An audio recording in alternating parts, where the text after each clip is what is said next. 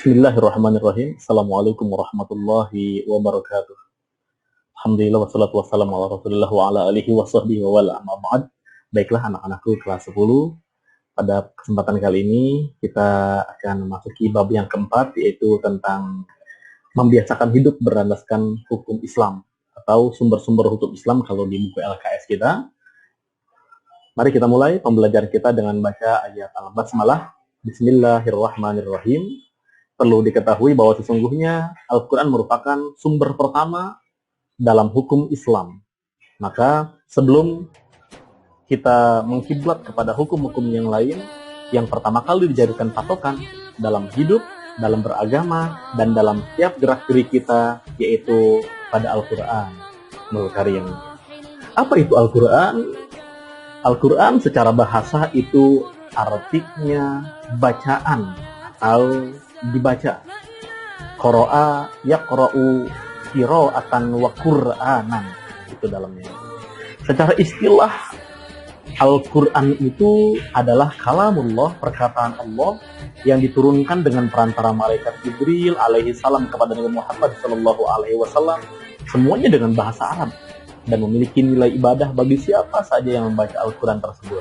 Ini bedanya dengan kitab-kitab yang lain.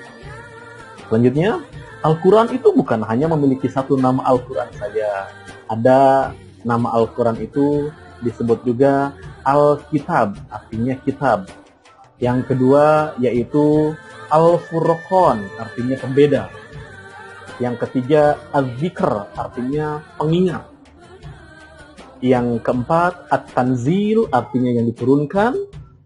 Yang kelima Asy-Syifa, artinya itu sebagai penawar atau pengobat. Dan yang terakhir yaitu Al-Huda, artinya petunjuk. Dan banyak lagi nama-nama Al-Quran yang lain. Selanjutnya,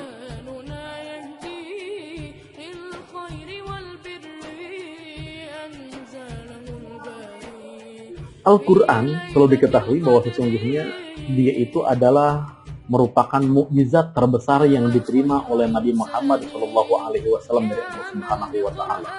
Dari sekian banyak mukjizat yang Rasulullah terima, bukan cuma Al-Quran aja, tapi sekian banyak mukjizat yang diterima Rasulullah, yang paling agung, yang paling besar adalah Al-Quran Al-Karim. Mukjizat secara bahasa artinya melemahkan segala sesuatu yang melemahkan.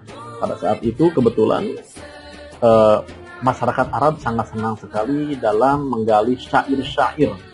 Maka dikalahkan dengan turunnya Al-Quran, dengan isi Al-Quran yang begitu menyentuh dalam segi syair. Maka ini bukan buatan Nabi Muhammad, tapi ini adalah mukjizat dari Allah Subhanahu wa Ta'ala. Apa aja kemukjizatan yang terkandung di dalam Al-Quran? Yang pertama yaitu berkaitan dengan kabar-kabar gaib yang dibawa Al-Quran, tentang keadaan malaikat, tentang keadaan surga, tentang keadaan neraka. Itu semua dibahas di dalam Al-Quran, padahal itu belum ketahui dan belum ada. Tapi di Al-Quran sudah dijelaskan bagaimana sampai hari kiamat, sampai di surga kita bagaimana, sampai nanti di neraka bagaimana. Itu semua sudah digambarkan di dalam Al-Quran. Yang kedua, kemujizatan Al-Quran itu berkaitan dengan ibrah, uslub, dan i'zaj. Ibrah artinya pelajaran-pelajaran, ibarah. Uslub itu artinya struktur-struktur kalimat-kalimat yang dalam bahasa Arab tidak ada yang bisa menyaingi struktur bahasa selain dari Al-Quran.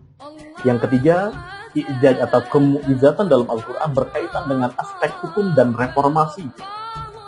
Semua hukum itu telah komplit berada di Al-Quran, baik yang mengatur tentang manusia ataupun semua hal ihwal, baik ibadah ataupun yang lainnya, itu semua ada di dalam Al-Quran. Yang keempat, kemukjizatan ilmiah, petunjuk dan isyarat atas hakikat ilmiah. Hampir semua ilmuwan telah menguji kebenaran Al-Quran dan tidak ada yang meragukan lagi. Bukan cuma dari kalangan ilmuwan muslim, tapi dari kalangan ilmuwan non-muslim pun mereka mengakui akan kebenaran Al-Quran. Untuk selanjutnya, yaitu kita akan lihat tentang Al-Quran sebagai sumber hukum Islam yang pertama, di mana nanti kita akan bahas setelah ini ternyata ada sumber hukum Islam yang kedua, yang ketiga setelah Al-Quran, yaitu Al-Hadis dan Al-Ijtihad. Apa yang menjadi dasar bahwa Al-Quran itu sebagai sumber hukum Islam yang pertama?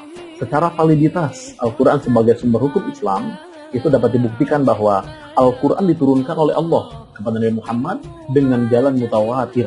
Artinya tidak diragukan lagi. Mutawatir itu banyak saksi yang hampir semua saksi itu tidak membatilkan, tidak menyalahkan isi kandungan dari Al-Quran, dan mereka yakin bahwa Al-Quran itu adalah dari Allah Subhanahu wa Ta'ala. Tidak ada yang dapat mengubah atau menggantikannya. Bahkan Allah berfirman, Inna nahnu nazzalna dzikra wa inna lahu lahafizun. Kami yang menurunkan Al-Quran dan kami yang akan menjaga keabsahan Al-Quran itu sendiri.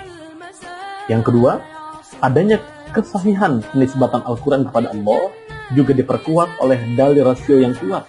Jika bukan dari Allah, niscaya terdapat perbedaan dan pertentangan antara ayat dan surah. Kalau kita lebih mendalam mempelajari Al-Quran, di dalam Al-Quran tidak ada sama sekali perbedaan dan pertentangan dari satu surat dengan surat yang lain. Yang ketiga, Al-Quran merupakan mukjizat yang terus lestari sepanjang masa. Kalau seandainya kita lihat sekarang, orang membaca Al-Quran dari masa ke masa dengan suara yang indah terlebih, itu tidak ada yang bosan mendengarkannya. Lagu, sehebat apapun lagu, pasti dia hanya berjaya, hanya laku, hanya bagus pada masa itu saja. Tapi setahun, 2 tahun, 3 tahun, bahkan selanjutnya, lagu itu akan berubah. Buku yang kita baca mungkin hanya berlaku hanya setahun, 2 tahun. Setelah kesananya, buku itu sudah tidak bisa lagi. Ketika kita membaca koran, hari ini kita baca mungkin sudah bosan. Tapi Al-Quran kapanpun dibaca, itu akan lestari sepanjang masa, tidak ada yang bikin bosan sama sekali. Yang selanjutnya, adanya keyakinan yang mendalam terhadap eksistensi Al-Quran sebagai kitab terakhir yang paling lengkap. Tidak ada kitab yang paling lengkap yang memuat segala macam hal dalam kehidupan manusia kecuali Al-Quran.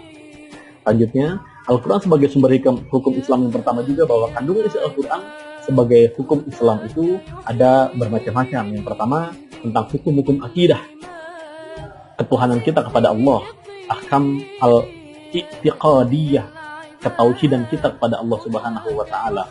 Selanjutnya, hukum-hukum akhlak, semua akhlakul karimah itu diajarkan sama Al-Quran, di dalam Al-Quran. Semua akhlak al-mazmumah yang tercela pun dikasih tahu sama Al-Quran untuk kita menjauhnya.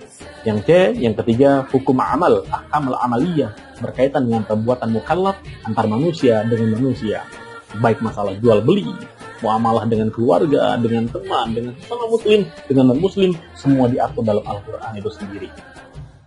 Selanjutnya, yaitu hukum muamalah dalam Quran, diantaranya hukum yang berkaitan dengan keluarga, hukum perdata, ada hukum pidana, ada hukum acara, hukum perundang-undangan, hukum ketatanegaraan, dan hukum ekonomi, dan harta benda, semuanya itu ada di dalam Al-Quran.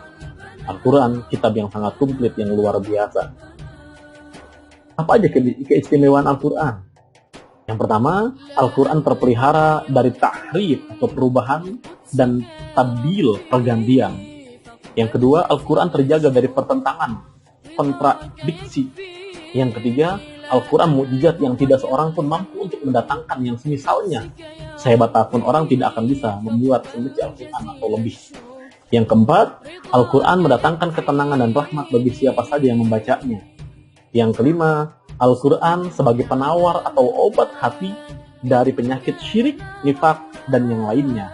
Dan yang selanjutnya, yang keenam, yaitu bahwa Al-Quran akan memintakan syafaat, memberikan syafaat kita melalui Allah Subhanahu wa Ta'ala bagi orang yang membacanya.